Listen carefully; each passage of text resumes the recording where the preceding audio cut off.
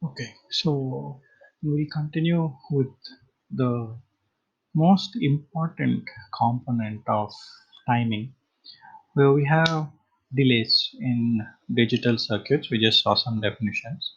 Why do we have these delays? Right? We have some gate, we have MOS transistors.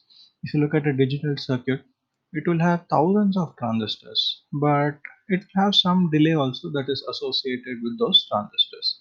And one of the most important components of delay is the capacitance. What is the capacitance that is associated with some particular transistor? What is the capacitance that is associated with a wire? So these two capacitances together are going to be what are called as parasitic capacitances. And in this course, we will not talk about inductance. If you do a more advanced course, or maybe when you join company, or when you are looking at some other specialized systems like the packaging system, there the inductance also will come into the picture.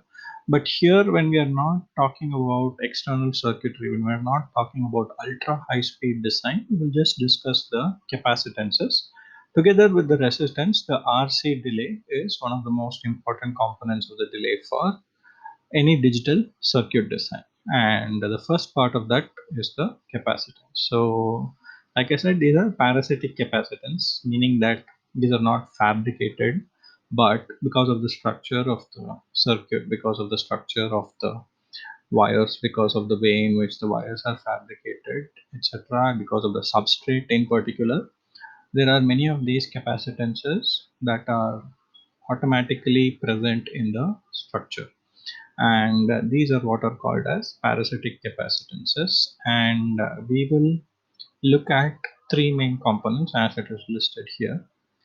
The transistor itself, it has two parts. That is, first part is associated with the gate terminal. Between the gate and the oxide, between the gate and the bulk terminal, there is the oxide, and that forms a parallel plate capacitor approximately. And that is the first part of the parasitic capacitance, also called as a gate capacitance.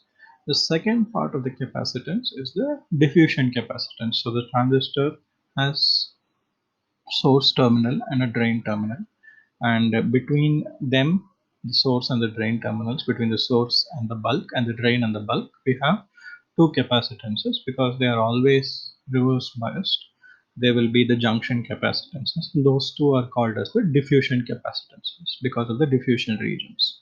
So the third is slightly different in structure. This is because of the wire. The wire is connecting multiple parts of the circuit. The wire is laid out on top of an insulator, and below that insulator is the substrate. So that also forms a distributed capacitance, which will generally be lumped for simplified analysis. And that also forms the component of the capacitances in a digital circuit. These three are the most important capacitances.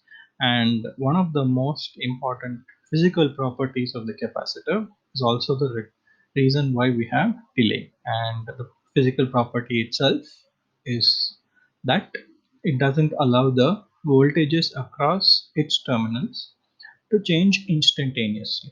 And because of that, there will be some amount of delay in switching the voltages between the capacitor. And this, when they all add up, because of multiple nodes in the circuit, because of the multiple capacitances connected at each node, this is the significant amount of delay that we experience with our digital circuits because of this capacitance and physical property.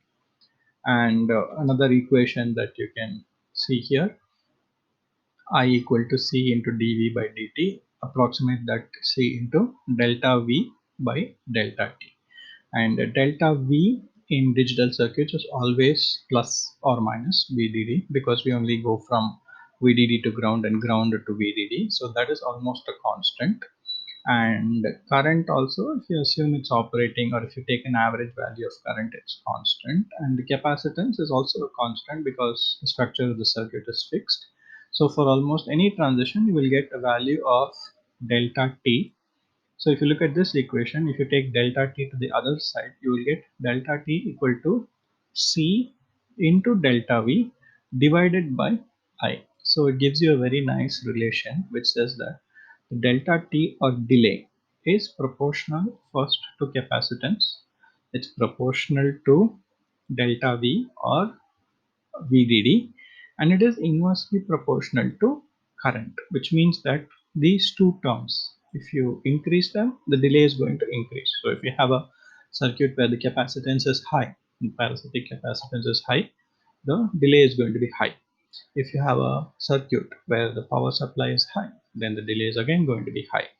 And current, if it is high, the delay is going to be low. So these are some approximate relation. Of course, they are more complicated than that, but these are some things that you can remember. So look at a little more detail of these two components that we were talking about first, that is the gate capacitance and the diffusion capacitance.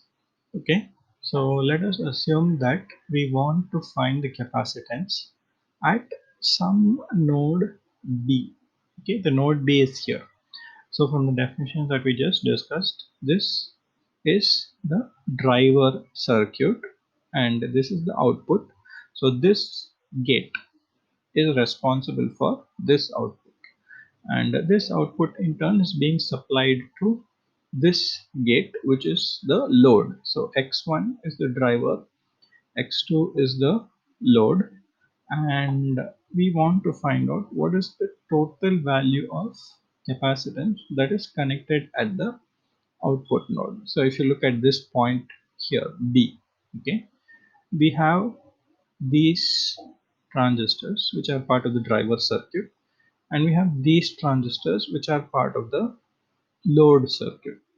So first thing to understand is how do we calculate the capacitance at this particular wire. So we have 1, 2, 3, 4 transistors, and of those 4 transistors we have to see what are the terminals that are connected to this wire. Okay, so some terminals are connected, some terminals are not connected. For example, this side of this transistor is not connected to the wire. Similarly, this side of this transistor is not connected, this side is also not connected to this wire. So what are the terminals that are connected? If you look at the driver side, P1 transistor diffusion terminal is connected. Okay, similarly N1 transistor diffusion terminal is connected. Gate is not connected anywhere to this wire.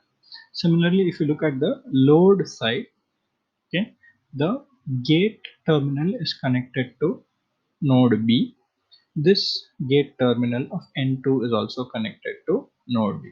So if I want to find out what are all the capacitances, I have a total of 4. 1, 2, 3, 4. So in the driver side, the diffusion capacitances are all connected to the output.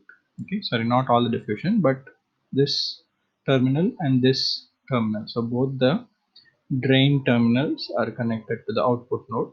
On the load side, both the gate terminals are connected to the output node. So the total capacitance because of the transistors is two diffusion terminal capacitances, two drain terminal gate terminal capacitances. That is the total of the transistors. Plus, if it is a very long wire, then it will have some inherent capacitance associated with the wire. So total of 4 terms or 5 terms. These are the total capacitances that are associated with this particular node.